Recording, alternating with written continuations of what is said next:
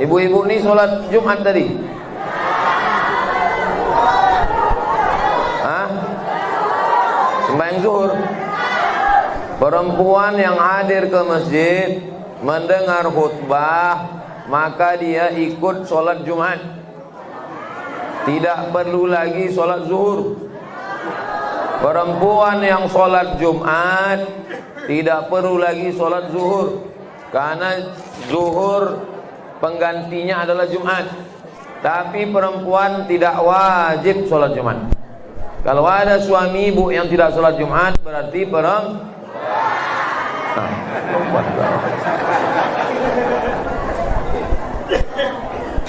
Di tengah kesibukannya hadir bersama kita Bapak anggota DPR RI, namanya Bapak Abdul Wahid.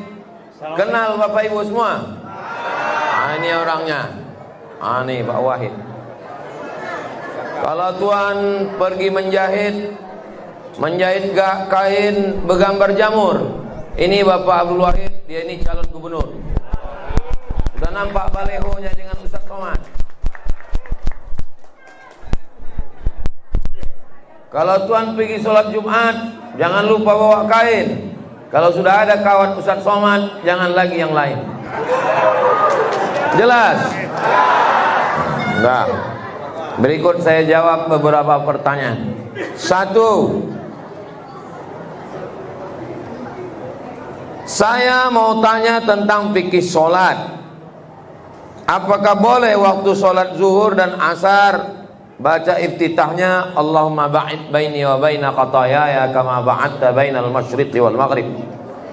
Salat maghrib dan salat isya, salat subuh, iftitahnya Allahu akbar kabira walhamdulillahi katsira subhanallahi bukratan wa asila. Ini berarti waktu SD-nya NU, SMP-nya Muhammadiyah. Karena NU pakai Allahu akbar kabira, Perti Allahu akbar kabira, Al-Wasliyah Allahu akbar kabira, Muhammadiyah pakai Allahumma ba'id. Allahu akbar kabira dan Allahumma ba'id hadisnya sama-sama sahih, dan ada 7 lagi doa iftitah. Ketujuh-tujuhnya boleh dibaca subuh, zuhur, asar, maghrib, qabliyah, ba'diyah, Jumat, tahajud, witir. Jadi tidak ada aturan iftitahnya mesti ini, mesti ini.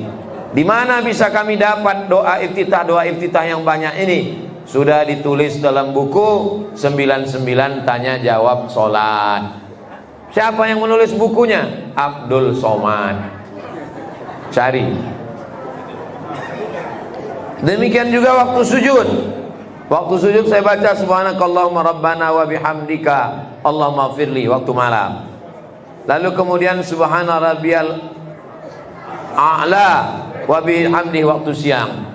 Maka doa bacaan sujud, doa bacaan ruku, doa bacaan iftitah, doa tasyahud, banyak versi, semuanya boleh diamalkan tanpa ada bacaan tertentu pada waktu tertentu. Hanya saja yang biasa mengikut kitab-kitab mazhab Syafi'i, iftitahnya Allahu akbar kabira, rukuknya subhana rabbiyal azim, sujudnya subhana rabbiyal a'la, duduk antara sujud rabbil fili warhamni wajibunni warfa'ni warzuqni wahdini wa'afini wa'fu anni, tasyahudnya at-tahiyatul mubarakatuh salawatut thayyibatulillah. Bukan berarti bacaan yang lain tidak boleh. Jadi boleh dibaca doa-doa itu, maka itu semuanya baik berdasarkan dari hadis Nabi Muhammad sallallahu alaihi wasallam. Jelas? Kalau Tuan membeli kipas di tempat kawan, kalau ada yang bilang ceramah ini tak jelas, berarti dia belum makan. Udah makan? Patutlah tak jelas. Kabarnya habis sholat Jumat ini akan ada acara makan bersama di rumah masing-masing.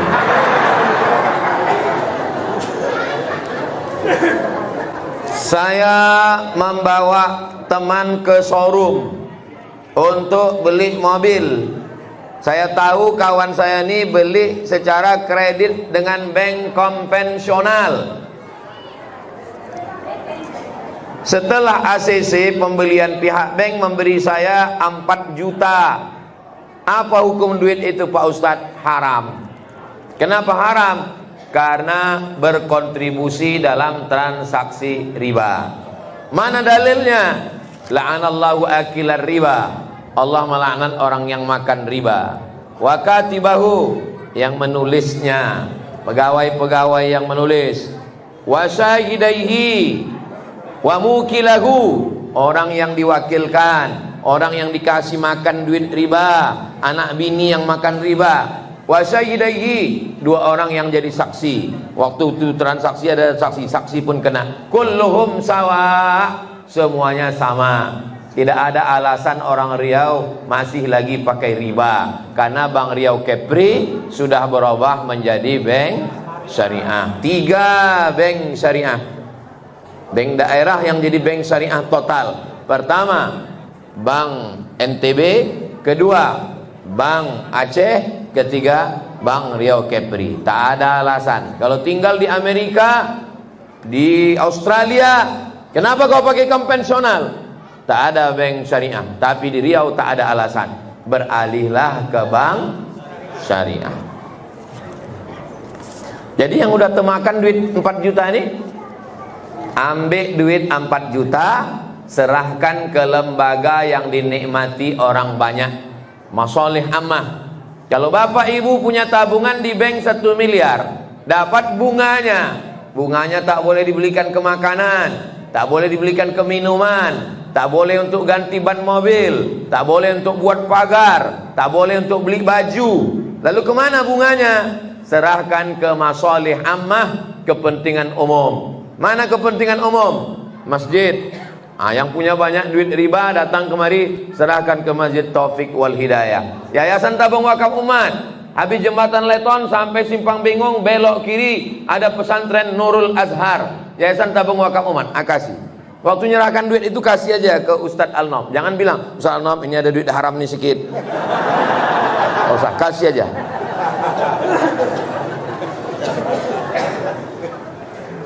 Teman saya kerja di perusahaan, dia ditempatkan di bagian proyek. Saat itu sedang ada proyek pemasangan kabel listrik. Setelah diukur, ditentukan panjang kabel dibeli, tapi ternyata saat dipasang kabel bersisa. Sisa kabelnya dipotong, tidak bisa dipakai lagi. Dan sisa kabel diserahkan ke bagian pengadaan, karena akan bermasalah ke bagian proyek jika ada sisa barang yang sudah dibeli. Akhirnya kabel tersebut dijual ke rongsokan dan dapatlah sekian rupiah. Uang hasil jual kabel itu diserahkan oleh teman saya ke atasannya, dan kata atasannya bukan milik perusahaan. Uang itu untuk teman saya saja, upah lelah katanya. Bagaimana status uang tersebut Pak Ustadz? Semua duit paret, duit jalan, maka itu semua adalah milik rakyat Republik Indonesia. Duit rakyat Republik Indonesia disalurkan ke Riau menjadi milik Riau 4,7 juta orang. Duit parit, duit jalan, duit kabel, duit tiang listrik, duit air, kalau dimakan maka di akhirat minta maafnya ke 4,7 juta orang Riau. Carilah 4,7 juta itu nanti di akhirat. Jadi bagaimana caranya? Maka jangan makan duit negara, jangan makan duit provinsi, balikkan ke kepentingan umum. Ini kalau saya serahkan ke atasan saya, dimakannya nanti Pak Ustadz. Kemana duit ini saya serahkan? Serahkan ke masolih ammah, kepentingan umum. Masjid, pondok pesantren, panti asuhan, panti jompo yang dinikmati orang banyak. Saya serahkan ke Ustadz Somad, jangan. Nanti makan haram, makin kurus saya. Jangan kasih saya makan haram. Udahlah tak banyak, haram lagi. Kok banyak kita istikharahkan. Kalau kita lagi di jalan ke masjid, datang terlambat, sampai di masjid ada orang sholat, kita tepuk bahunya, kita pun jadi makmum, dia jadi imam, kita ikut dia sholat. Kita maksudnya mau sholat maghrib, Sholat maghrib berapa rakaat?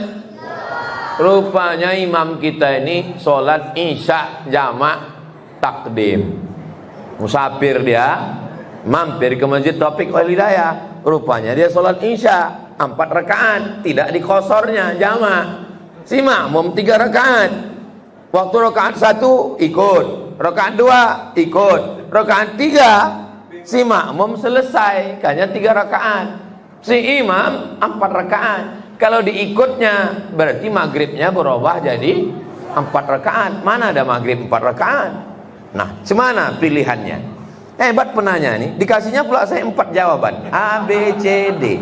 Rasa-rasa ujian ikut tes CPNS saya sekarang. A, apakah tetap mengikuti sholat imam 4 rakaat dan tak perlu mengulang? Tidak, karena tidak ada sholat maghrib 4 rakaat. B, setelah sholat jamaah kita ulangi lagi sholat maghrib, ikut aja sholat sama dia. Habis itu nanti selesai sama dia sholat, kita sholat lagi maghrib. Sholat yang tadi jadi sholat isya, sholat maghribnya sholat i'adah. Sholat yang tadi dianggap tidak sah karena 4 rakaat, yang ulang lagi adalah namanya sholat i'adah. Sholat itu 3. Pertama sholat ada, usolli fardhu subhi raka'ataini adahan. Yang kedua sholat qadha, usolli fardhul maghribi salasa raka'atin qadhaan. Yang ketiga sholat i'adah, sholat yang diulang karena tak cukup syarat. Misalnya selesai sholat gatal siku, rupanya ada kulit ikan mas, tak kena karena bekas wudhu. Waktu wudhu tadi ada kulit ikan, atau tumitnya kena cat, maka sholatnya mesti diulang karena wudhunya tidak sah. Karena wudhu tidak sah maka sholat tidak sah, maka sholatnya mesti diulang. Maka ini juga, mana ada maghrib 4 rakaat, maka dia ulang lagi maghribnya. Bisa, mau dipakai model begini, dia ikut sampai selesai, habis itu dia sholat lagi maghrib, maghribnya i'adah. C, batalkan sholatnya di tengah jalan dan sholat sendiri. Bisa, namanya mufaraqah. Waktu imam tu salah, waktu imam tu terus Allahu Akbar, isya rupanya dia, maka dia memisahkan diri dengan imam, maka namanya mufaraqah. Maka saat itu dia tidak lagi berjamaah dengan imam. Imam tu terus, dia pun salam, karena berbeda. Bisa. D, ketika imam naik ke rakaat keempat, makmumnya tahiyat akhir dan tidak ikut imam. Imamnya naik ke atas, Allahu Akbar rakaat keempat, si makmum tasyahud dan dia pun salam. Bisa juga. Jadi yang tidak bisa yang pertama itu saja, terus ngikuti dan tak perlu mengulang, tak bisa, karena tidak ada sholat maghrib 4 rakaat. Yang B, yang C, yang D kalau mau dia pakai bisa, sama-sama sah. Itu ijtihad para ulama ahli fikih. Mudah-mudahan ibadah kita betul insyaallah. Amin ya rabbal alamin. Saya dikasih waktu sampai jam 1.30. Jam 1.30 permisi. Mana kertas lagi? Apakah termasuk ghibah jika kita membicarakan aib seorang pemimpin dengan maksud menghentikan kemungkaran yang dilakukannya? Fir'aun adalah penguasa yang zalim. Lalu kemudian datang jamaah, Ustaz jangan menghibah Fir'aun Ustaz, nanti amal Ustaz pindah ke Fir'aun. Qarun, orang kaya yang bakhil, Ustaz jangan cerita Qarun Pak Ustaz, Qarun itu nanti amal Ustaz pindah karena Ustaz menghibah Qarun. 3 boleh, 3 tidak termasuk ghibah. Yang pertama, menjadi saksi di pengadilan. Saya hakim bertanya ke saksi, hai saksi, betul kamu tengok dia berzina? Saya takut jawab Pak Hakim, nanti ribah. Datang hakim itu diambilnya martil, pukulkannya ke kepala. Oh bodoh. Saksi di pengadilan boleh. Yang kedua, bertanya hukum ke Ustaz. Assalamualaikum Ustaz. Waalaikumsalam. Aku mau bertanya tentang ulah lakiku Pak Ustaz. Apa ulah laki ibu? Itulah Pak Ustaz, aku tak bisa cerita karena ini takut ribah Pak Ustaz. Gimana aku mau jawab? Boleh kalau untuk bertanya, Yang ketiga, liihqaqil haq wa ibtalil batil, untuk menunjukkan yang hak itu adalah hak dan untuk menunjukkan yang batil itu adalah batil. Tapi kita tinggal di negara kesatuan Republik Indonesia, jangan fitnah, mesti ada bukti. Kalau tidak bisa dituntut penyebaran pencemaran nama baik, penyebaran isu. Jangan sebar isu, jangan sebar hoax. Apalagi mau dekat-dekat pilkada, jangan termakan isu, tetaplah makan.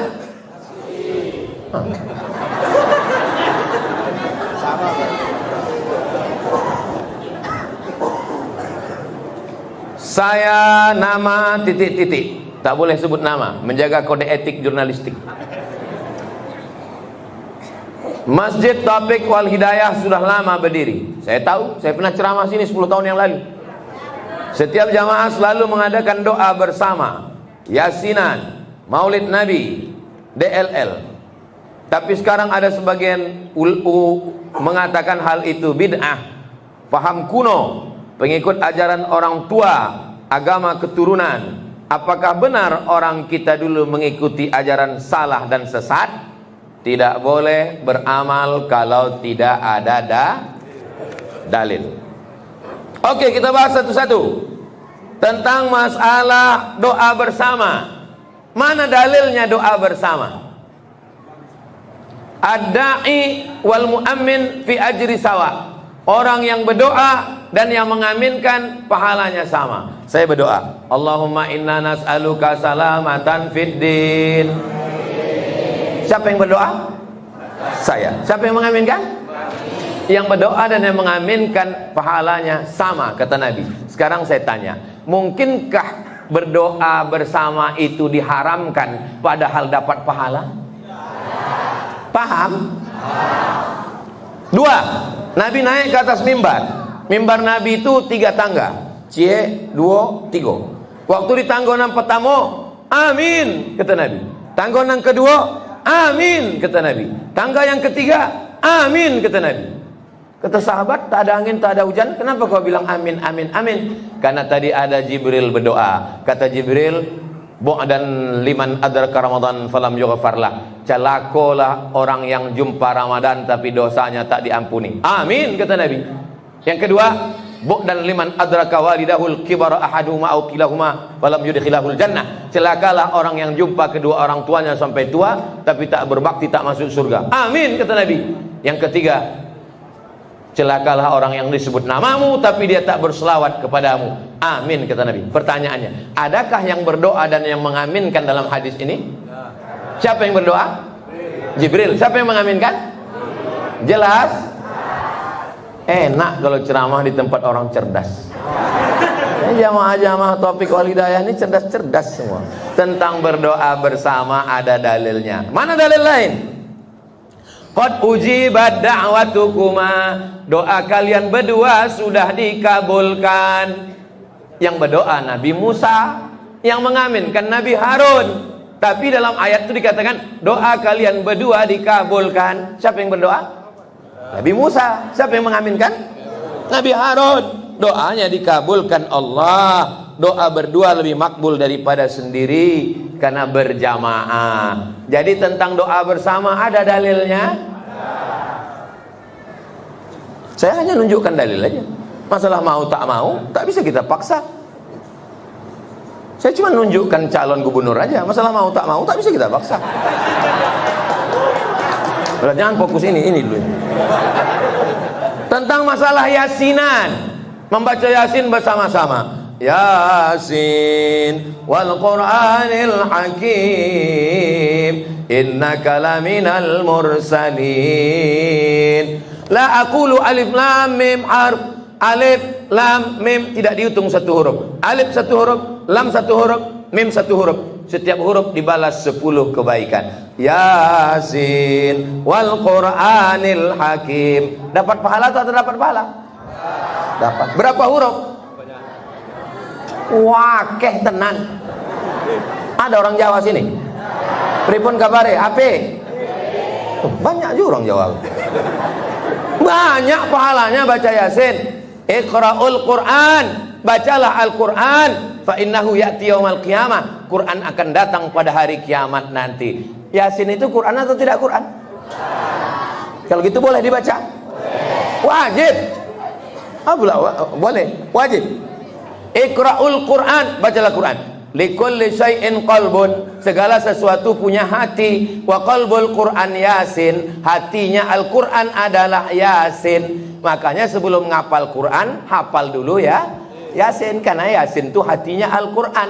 Ibu dulu, sebelum bapak dapat ibu, sebelum dapat mata ibu, sebelum dapat hati, yang pertama direbut bapak adalah hati ibu. Sentuhlah dia tepat di hatinya, dia akan jadi milik ibu untuk selamanya. Jawabannya so sweet. Bagaimana hukumnya membaca Yasin bersama-sama, beramai-ramai? Yasin wal Qur'anil Hakim, namanya qiraatul idarah, membaca Quran bersama-sama. Apa kata Imam Ibnu Taimiyah? Membaca Quran bersama-sama la ba'sa bihi, la tidak ba'sa apa-apa, la ba'sa apa arti tak apa-apa? Boleh.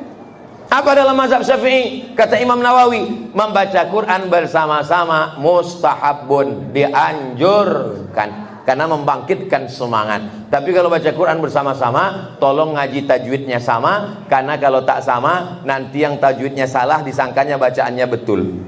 Baca Quran bersama-sama, jangan kejar-kejaran cepat, karena ini bukan lomba lari 17 Agustus. Fayakun jaon, karena mau cepat makan bakwan. Maulid Nabi. Abu Lahab diringankan azabnya tiap hari Senin, karena hari Senin dia membebaskan budaknya namanya Suwaibah. Abu Lahab tuh punya budak.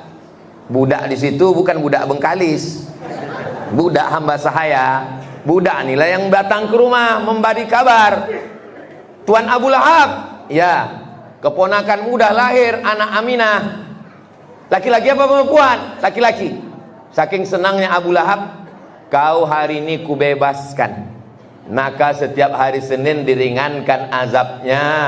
Di mana bisa kami tengok kisah ini? Dalam Sahih Al-Bukhari. Berkatalah Imam Al-Hafiz Al-Maqdisi, ahli hadis. Apa kata dia? Idza kana hadza kafiran ja'a zammuhu. Kalau si kafir yang udah jelas masuk neraka, tabbat yada abi lahabiu, yukhaffaf anhul azabu masruran bi ahmada, diringankan azabnya karena bahagia menyambut kelahiran Nabi Muhammad. Fa kaifa billadzi tula umrihi, bagaimana dengan orang sepanjang umurnya bi ahmada masruran wa mata muwahhida, senang menyambut kelahiran Muhammad dan mati dalam keadaan bertauhid. Bapak senang tak menyambut kelahiran Nabi Muhammad? Ibu senang tak menyambut kelahiran Nabi Muhammad? Boleh maulid? Kenapa tak dibuat?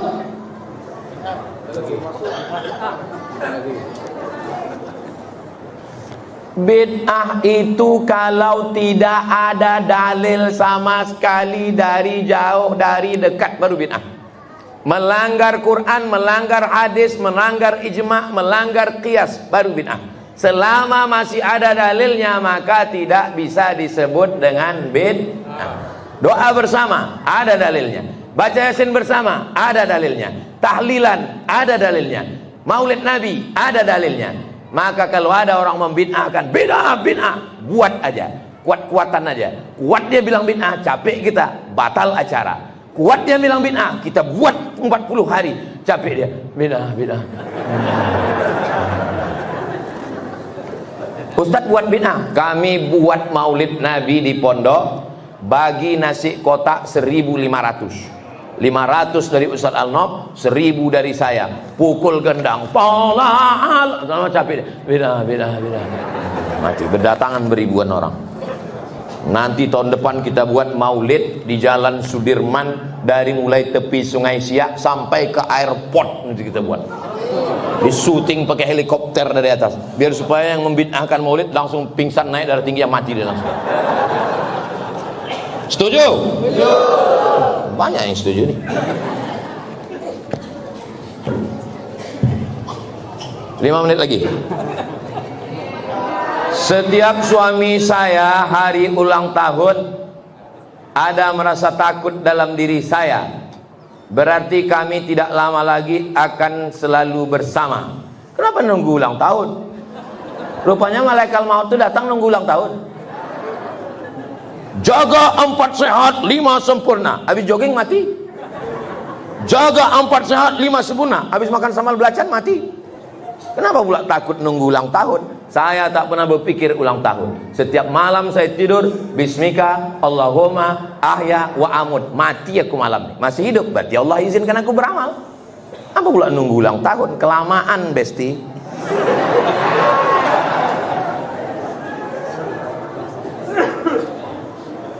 Ustadz, setiap suami saya di hari ultahnya ada berasa takut dalam diri saya, karena berarti kami tidak lama lagi akan selalu bersama. Berdosakah saya Pak Ustadz? Apa pula dosanya? Bagaimana cara menghilangkan kecemasan pada diri saya, karena saya sangat sayang suami saya? Allah, la ilaha illallah.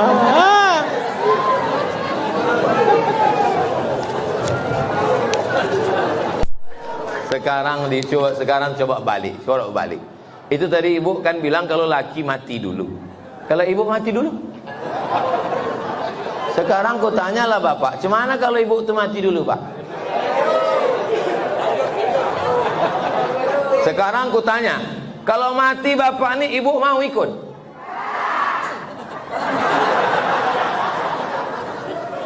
Awak mati suram, mati sendiri. Perempuan-perempuan yang menangis di pintu liang lahat, abang. Ada yang mau masuk ke dalam liang lahat? Putih biji mata ambola mencari orang mati. Tidak ada orang mau masuk ke dalam. Tidak ada orang mau masuk ke dalam. Sandiwaranya aja itu. Abang, pasti tanya kenapa menangis sih? Ketek mana warisannya? Cinta ibu kepada bapak mantap. Tapi ingat, ada yang lebih cinta kepada bapak, Allah subhanahu wa ta'ala. Ibu yang sangat menyayangi bapak, bagus. Berarti ibu adalah bidadari surga yang dikirim Allah subhanahu wa ta'ala. Ini yang di hadapan saya ini semuanya bidadari surga. Bapak nanti pulang bilang sama istri, you are my angel. Kau adalah bidadari surga. Tapi aku gemuk bang, katanya. Kau memang bidadari surga, tapi diturunkan di dekat restoran.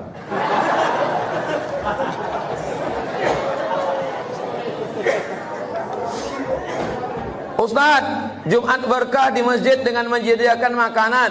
Sementara ada beberapa ustadz mengatakan sedekah itu tidak ada dikhususkan harinya. Apakah ada dalilnya atau anjuran untuk mengkhususkan sedekah hari Jumat? Ada tak Nabi mengkhususkan hari Jumat? Inna yaumal jumu'ati sayyidul ayyam. Hari Jumat adalah pemimpinnya segala hari. Seluruh hari ini ada pemimpinnya. Hari Jumat. Seluruh negeri ini ada pemimpinnya. Maka seluruh nabi ada pemimpinnya, Sayyidina Muhammad sallallahu alaihi wasallam. Maka berselawat hari Jumat, bersedekah hari Jumat afdal, baik. Apa salahnya? Bukan berarti hari lain kita tak bersedekah. Maka silakanlah buat sedekah Jumat, bagi-bagi makanan hari Jumat, nasi kotak hari Jumat. Saya dulu waktu kuliah di Malaysia, sholat Jumat di Masjid Universiti Kebangsaan Malaysia, itu di teras itu ada nasi lemak, ada pisang betandan-tandan. Itu maka anak-anak muda banyak datang ke masjid. Tempat kita ada orang bersedekah dilarang pula. Jangan sedekah hari Jumat. Orang dulu sengaja memasang kerupuk, nasi lemak, nasi uduk di tenda di samping masjid supaya orang datang, menarik orang datang. Sekarang udahlah tak bersedekah, melarang orang pula. Bid'ah. Campakkan ke Sungai Siak cucu. Lanjutkan sedekah Jumat. Baik, berkah. Mudah-mudahan diberikan Allah keberkahan rezeki. Kenapa Ustaz berapi-api ceramah di masjid Taufik wal Hidayah? Apa tak berapi-api? Panasnya minta ampun. Tak hidup tak tidak AC orang. AC sampai 10. Sebalai 2 balai. Banyak orangnya, jadi tidak sesuai lagi. Berdosakah seorang istri selalu dituntut suami untuk minta maaf, sementara suami tidak mengakui kesalahannya? Jadi jadilah suami yang manusia, bukan malaikat. Suami pernah salah, istri pun juga pernah salah. Bilang kalau saya salah. Ada seorang suami mengaku sama bininya, "Dek, ya bang, aku tadi malam mimpi kawin lagi." Kata istrinya, "Kau tidur lagi, mimpi lagi, ceraikan dia." Kok parah banget. Gimana caranya mau mimpi? Memang mimpi bisa di request. Jadi laki-laki juga jangan melampau, perempuan juga jangan melampau, karena kita sama-sama manusia. Ustaz, kalau Ustaz salah, pernah Ustaz minta maaf? Saya minta maaf. Kita sebagai laki-laki jangan minta maaf. Ya saya tidak maaf pakai lisan. Kalau saya minta maaf, hilanglah harga diri saya. Maafkan aku Adinda. Wih. Saya kalau minta maaf pakai WA. Maafkan abang ya. Itu. Jadi nggak jatuh kali harga diri kita. Saya manusia, bisa juga saya salah. Kadang lupa ke saya jadwal. Bukan berarti laki-laki itu benar. Kalau suami ibu benar terus tak pernah salah, berarti suami ibu malaikat. Kalau istri bapak benar terus tak pernah salah, berarti selama ini bapak nikah sama malaikat. Kalau istri bapak salah terus tak pernah benar, berarti dia setan. Kalau suami ibu salah terus tak pernah benar, berarti dia genderuwo. Pernah benar, pernah salah, berarti dia manusia. Ini yang di hadapan saya ini malaikat atau manusia? Manusia. Pernah salah, pernah benar. Tapi laki saya ini Pak Ustadz lebih sering salah daripada benar, setengah setan. Bagaimana cara menagih hutang ke mantan? Mohon penjelasannya Pak Ustadz bagi orang yang tak mau bayar hutang.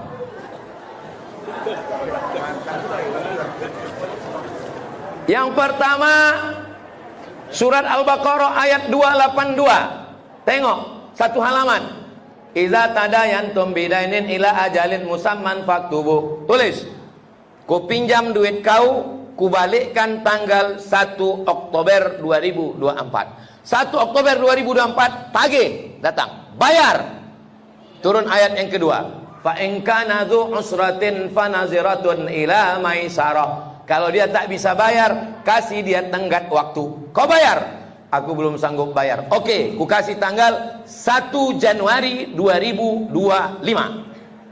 Tidak juga dia bisa bayar, masuk ayat yang ketiga. Wa anta saddaqu khairul lakum. Kau sedekahkan lebih baik. Setelah ku pikir-pikir, aku tinggal di Rimbo Panjang. Mengutipnya di mana nih? Rumbai. Lebih banyak lagi bensin ku habis daripada membayar utang. Jadi kalau gitu ku ikhlas, ambil aja lah, ambil.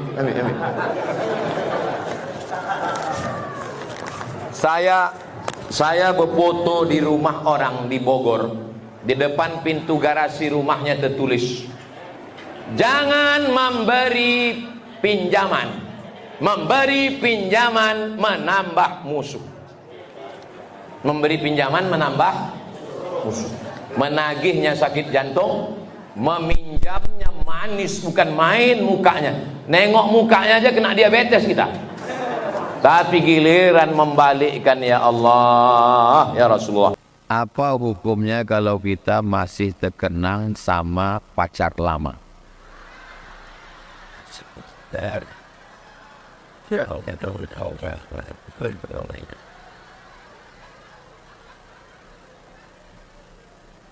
Pertama, bagi yang belum pacaran, mana tahu ada adik-adik yang belum, usahakan jangan pacaran.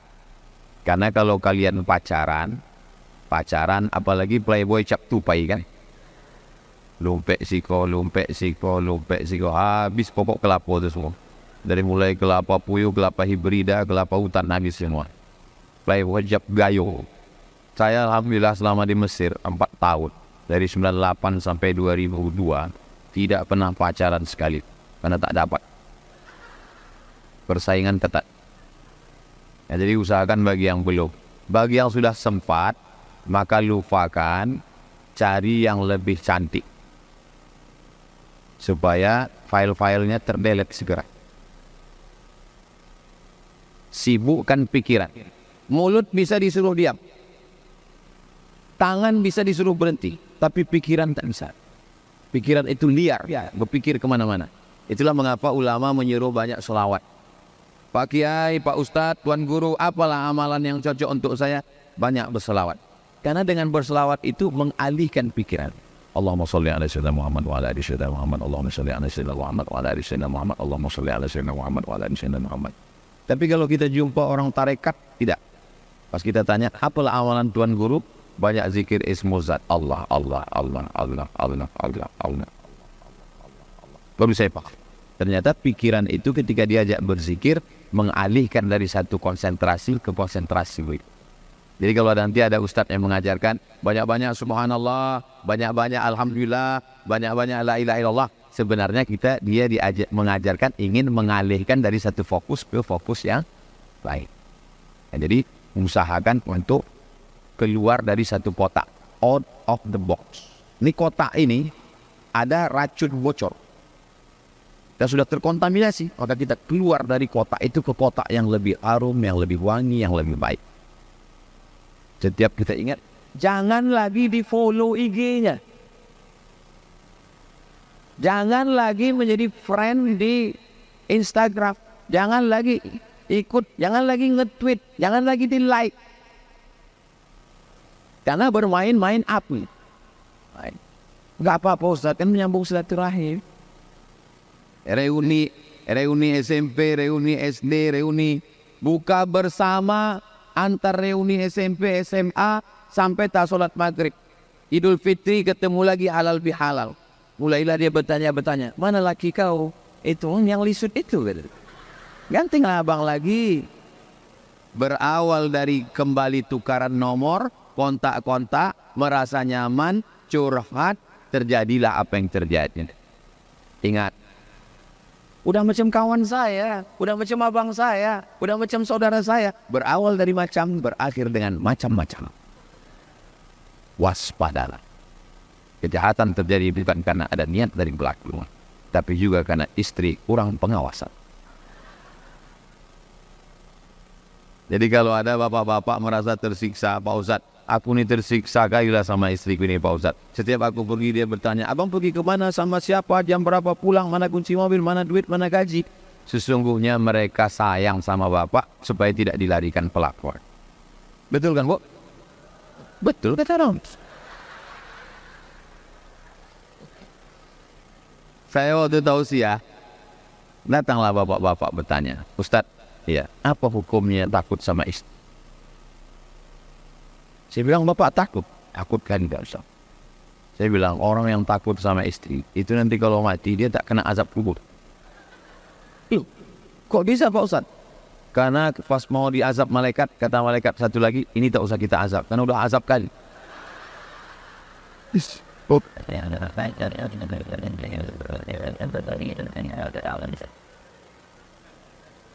Jadi sesungguhnya ibu ini mau menyelamatkan bapak. Kalau di postingnya di password, Ustadz Somad, ya, malam tadi saya Pak Ustadz waktu sedang tidur jam 2 malam, kamar kami itu gelap. Tiba-tiba kulihat badan istriku itu setengah bercahaya Pak Ustadz. Apakah itu cahaya zikir Pak Ustadz? Itu bukan cahaya zikir, dia sedang memeriksa handphone kau.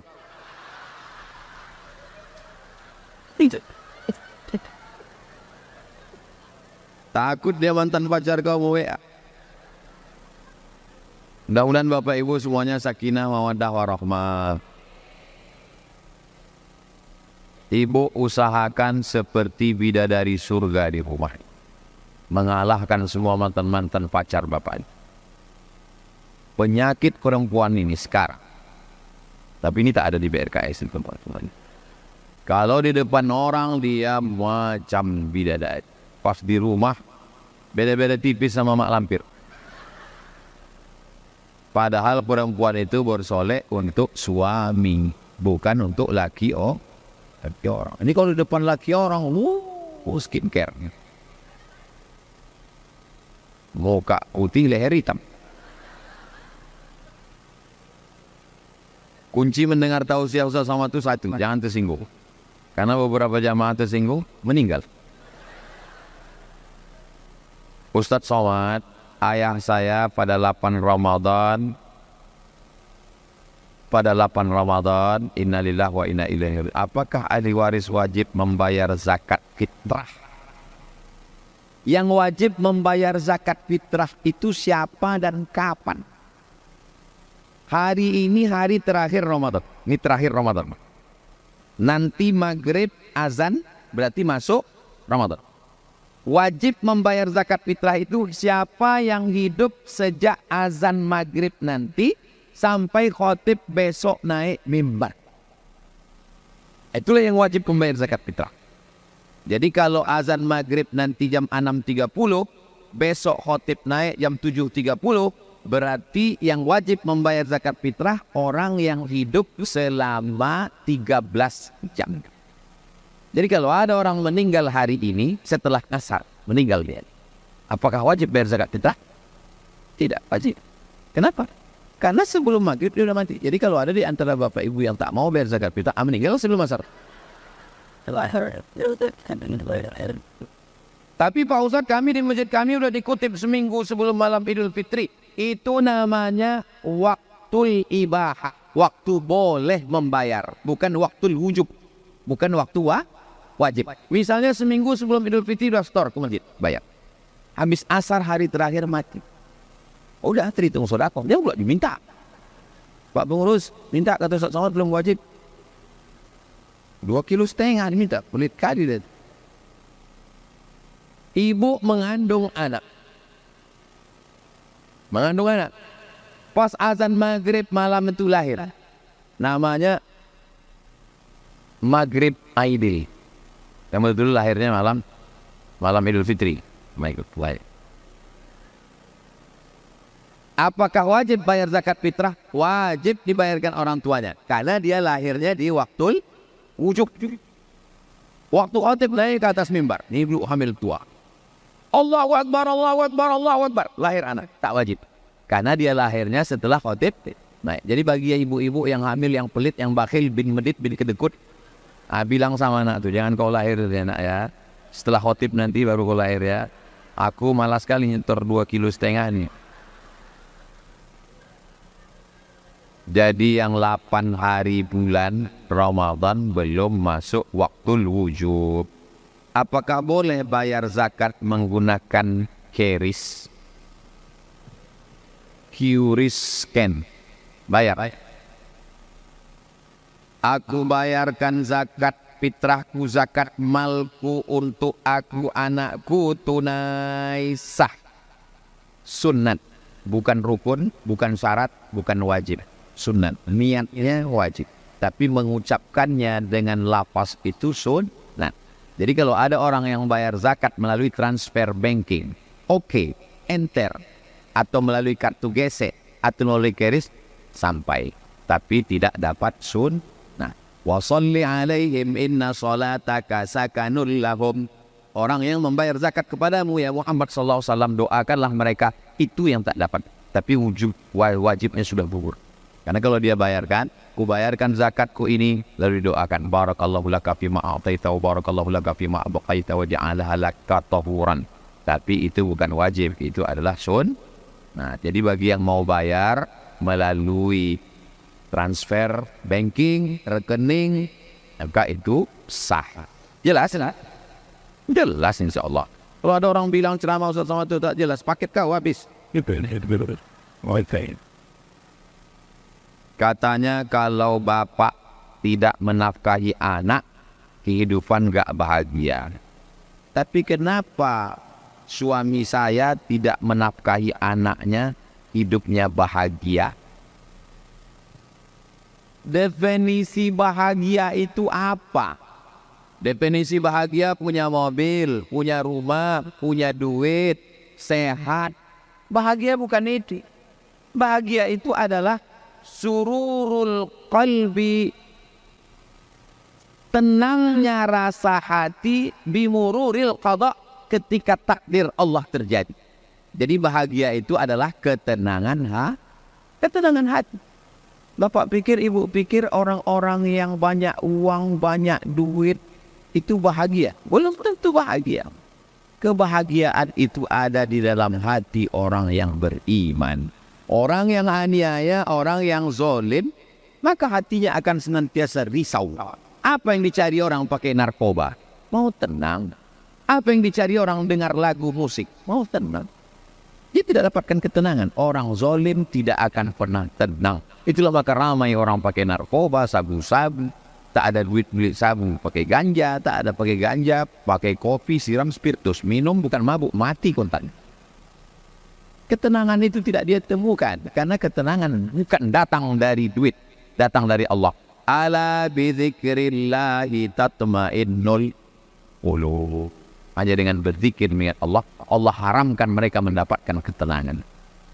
Sakit itu laknat, belum tentu laknat. Miskin itu laknat, belum tentu laknat. Laknat itu adalah tidak mendapatkan kenikmatan baca Quran, tak mendapatkan nikmat tahajud malam, tak mendapatkan sujud yang nikmat, diharamkan. Allah merasakan ketenangan ibadah. Dia sedang dilaknat Allah. Justru yang paling mengerikan, nampaknya seperti rahmat, padahal namanya sanastadrijuhum. Kami ulur nikmat mereka. Wa umli lahum. Buat umurnya panjang, rezekinya banyak, duitnya banyak. Inna kaidi matin. Tipu dayaku sangat dahsyat. Jadi kalau kita lihat ada orang nikmatnya banyak tapi taatnya tidak, sesungguhnya dia sedang dimainkan dengan istid. Saya selalu merenung. Aku dikasih Allah sehat. Aku dikasih Allah nikmat. Tapi taatku kurang. Jangan-jangan aku sedang kena istidraj. Ustadz Tatang kalau aku salah luruskan aku. Ustadz Alnof kalau aku salah, baru semalam saya WA Ustadz Alnof. Ustadz Alnof kalau aku salah kasih tahu. Teman yang baik adalah teman yang menasihati. Bapak ibu juga kalau salah kirim ke WA. Tak ada nomor saya, kirim ke nomor. Dah nomor siapa lah?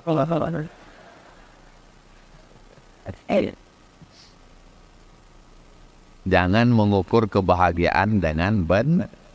Karena benda tidak membahagiakan.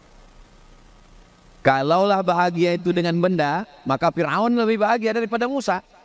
Kalaulah bahagia itu dengan jabatan, Namrus lebih bahagia daripada Ibrahim. Kalaulah bahagia itu karena diterima orang, maka Abu Lahab lebih bahagia daripada Nabi Muhammad SAW. Ini kebahagiaan tidak di situ letak.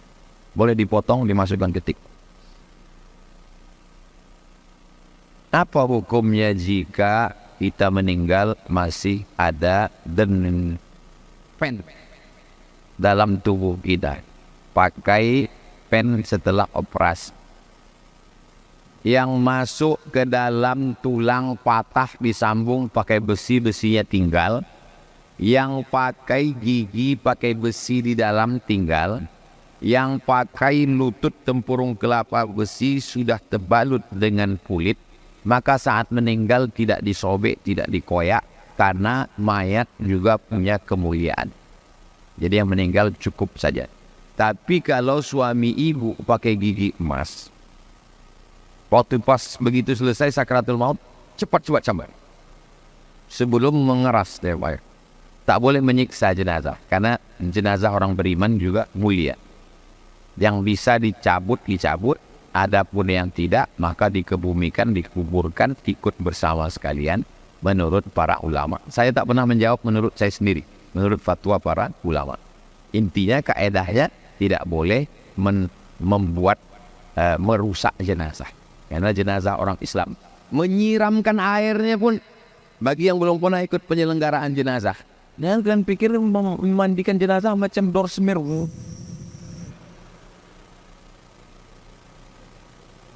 Bukan disiram.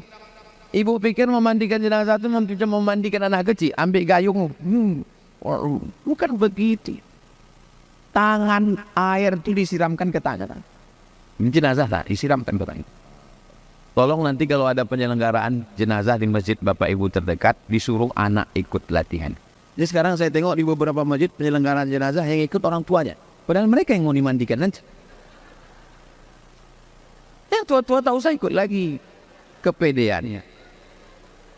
Yang ikut penyelenggaraan jenazah itu anak-anak kita. Supaya mereka lah yang memandikan kita. Macam saya lah.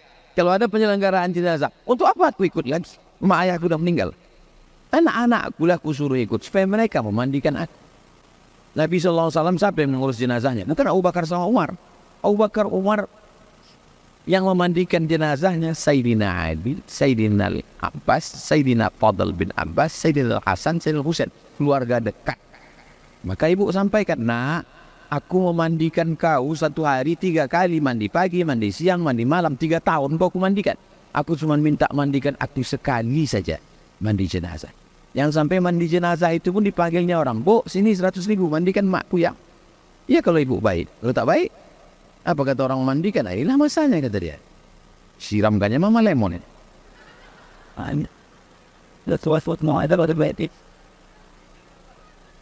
Hari ini ibu boleh tertanduk, bapak boleh ketawa, tapi nanti malam pikirkan, betul juga tuh Ustaz.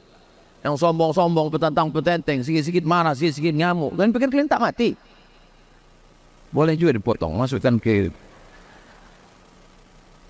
Banyak sebetulnya adik-adik kalau mau buat akun-akun. Perempuan hamil, berapa bayar fidyah setiap harinya? Perempuan yang hamil, ibu menyusukan anak, menurut mazhab Syafi'i, dengar baik-baik, ini mazhab yang saya amalkan. Menurut mazhab Syafi'i, ibu hamil dan menyusukan, kalau dia tak puasa karena dirinya, dia qadha saja. Kalau ibu hamil dan menyusukan tidak puasa karena anaknya, kata dokter anaknya lemas, anaknya sakit, anaknya janin ya, maka dia kena 2, qadha dan fidyah. Jadi jangan langsung sedikit bayar fidyah, sedikit bayar fidyah. Menurut mazhab Syafi'i. Kalau ada ustaz lain ceramah, cukup bayar fidyah aja, berarti dia tak ikut mazhab Syafi'i, ikut mazhab lain. Tapi kalau saya, istri, almarhumah mak, saya sampaikan, ikut mazhab Syafi'i. Saya ulang sekali lagi. Kalau tidak puasa karena dirinya, qadha saja. Tapi kalau ada unsur anaknya, luar dirinya, maka kena qadha dan fidyah. Dah, selesai. Nah sekarang masalah fidyah. Apakah dia atau orang tua renta, atau yang masih muda tapi sakit yang tak mungkin sembuh. Saya tausiah tiba-tiba datang bapak badannya berotot tegap, kumis melintang. Ustaz, ada yang saya tanya. Kenapa bapak tak tanya depan orang banyak tadi? Ini sifatnya privat. Apa masalahnya pak? Saya tak bisa puasa. Nah, bapak tegap berotot, kamu tak bisa puasa. Buah pinggang saya sudah dicabut satu di Malaka. Maka sakit akut tak bisa. Maka dia bayar fidyah saja. Berapa bayar fidyah? Beberapa Basnas menetapkan. Di antaranya Jakarta, Basnas DKI menetapkan fidyah 1 hari 60.000. Yang dihitung itu apa? Makan pagi, makan siang, makan malam. Ta'amu miskin. Wa 'alal ladzina yutiqunahu fidyatun ta'amu miskin. Kasih makan miskin 1 hari. Menurut standar sekarang 60.000. Jadi kalau 10 hari 600.000, kalau 1 bulan 1.800.000. Apakah boleh membayar fidyah puasa dengan memberikan makanan di masjid? Kalau dikasih ke masjid, siapa yang makan? Padahal di situ jelas-jelas fidyatun ta'amu miskin. Bukan di masjid itu semua orang miskin. Apa beda orang fakir sama miskin? Fakir tak ada income sama sekali. Janda tua, anak meninggal, suami meninggal, sebatang kara, tak ada kerja sama sekali. Fakir. Ada buruh cuci, tapi cuciannya hanya dapat sebulan 1 juta. Keperluannya 3 juta. Ada income tapi tak mencukupi. Namanya maka fidyah itu hanya untuk orang miskin. Jangan kasih ke masjid. Ada di masjid tak semuanya miskin. Bagaimana kita mengganti fidyah orang tua kita yang sudah meninggal tapi kita tak tahu berapa hari puasanya? Orang tua yang tidak puasa karena sakit ya, tapi masih bisa puasa lagi kalau sehat, dia tidak dibayarkan fidyah, tapi diqadha.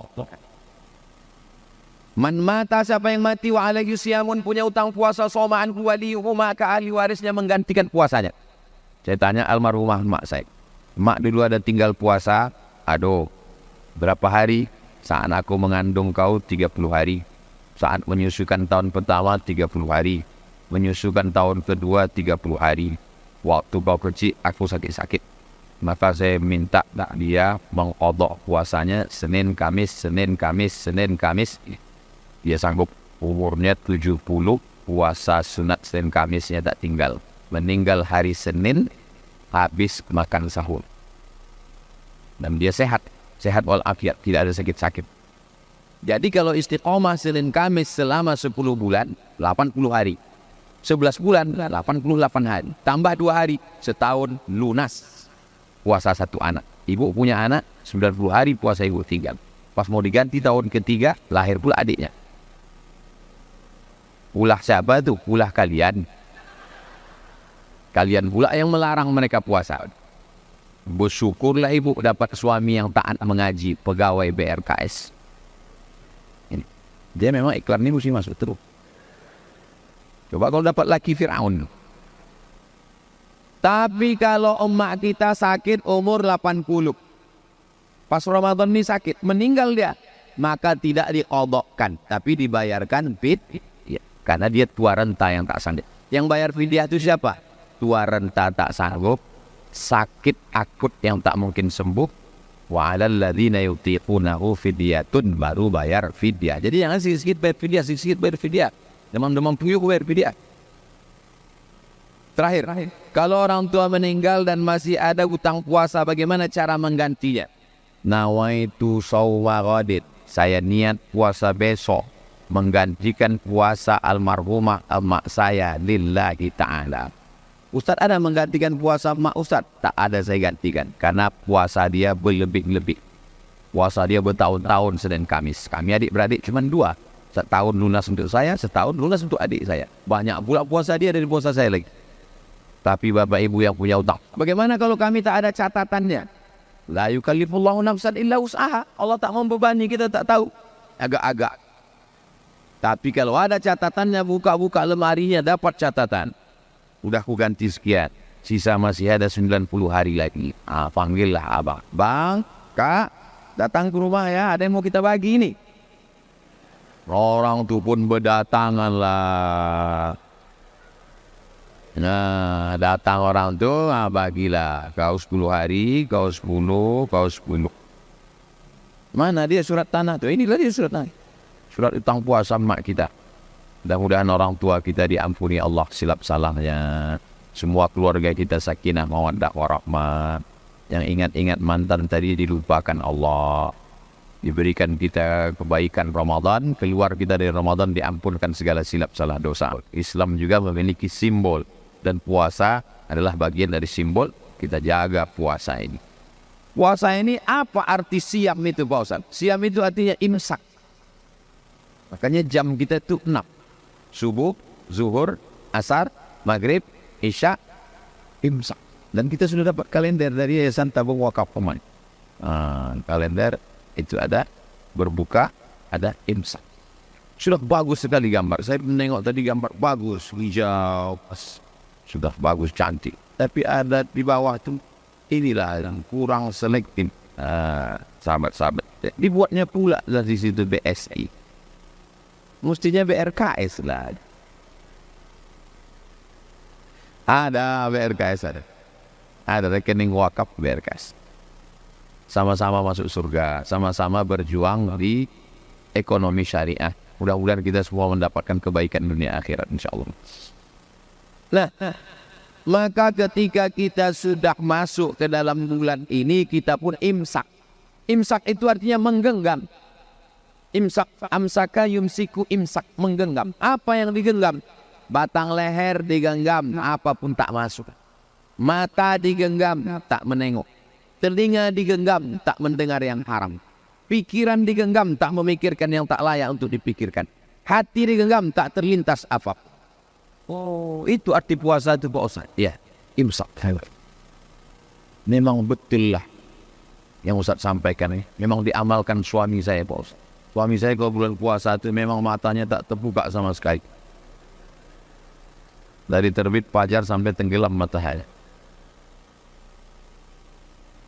Semakin ruangan itu dingin sejuk, semakin tebal karpetnya, semakin bergelimpanganlah korban-korban serangan Ukraina. Tapi insya Allah di Ramadan ruangan ini tak dipakai. Ruangan pertemuan. Masjid-masjid kita pun alhamdulillah tabarakallah. Ramadan bukan bulan bermalas-malasan. Ramadan tidak disediakan. Saya khawatirnya ada orang udah tertarik dengan pengajian mau masuk Islam, lalu kemudian dia mengintai-intai. Kita intip dulu apa kerja orang Islam bulan puasa ini. Pas dibukanya pintu ditengoknya, tak jadi dia masuk Islam. Rupanya orang Islam menyediakan 1 bulan untuk tidur-tiduran. Dan yang tidur itu berseragam pula semua. Tapi alhamdulillah tak ada seragam BRKS.